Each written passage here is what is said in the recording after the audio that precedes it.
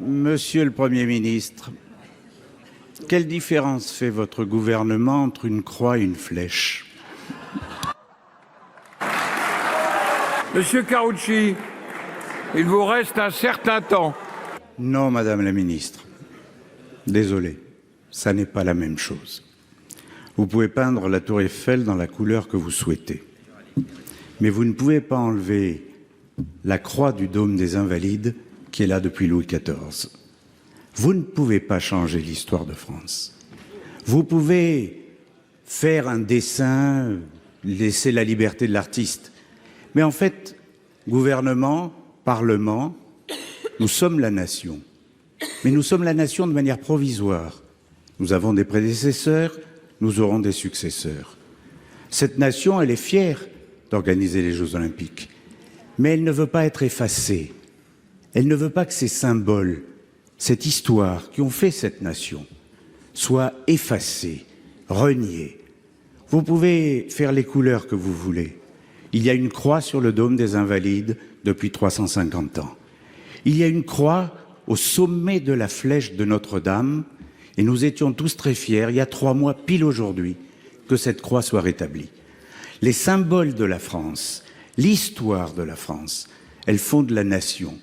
Sans nation, il n'y a pas de république. Sans nation, il n'y a pas d'évolution. Sans nation, il n'y a pas de solidarité. Aujourd'hui, le wokisme mondialisé veut effacer les symboles de la nation. Les symboles de la nation. Quelles que soient nos positions politiques, si nous voulons faire évoluer la nation, nous n'avons pas à l'effacer.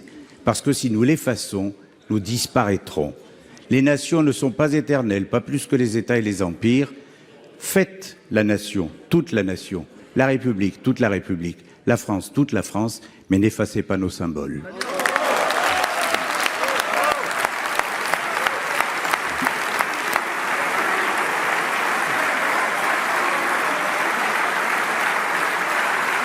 La parole. Depuis trop longtemps, une partie de la gauche s'acharne à effacer ce que nous sommes. Elle déconstruit, elle réécrit, elle culpabilise. Comme si aimer la France était devenu un délit moral.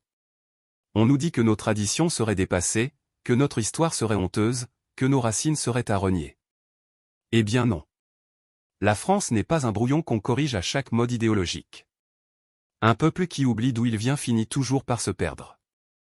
Et ceux qui veulent déconstruire l'histoire oublient une vérité simple.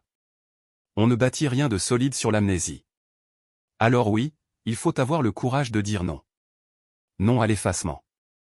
Non à la honte. Non à la fragmentation permanente. Et il faut dire oui à ce qui nous unit. La transmission, la fierté, la continuité, la France. Merci de respecter la grande majorité des Françaises et Français.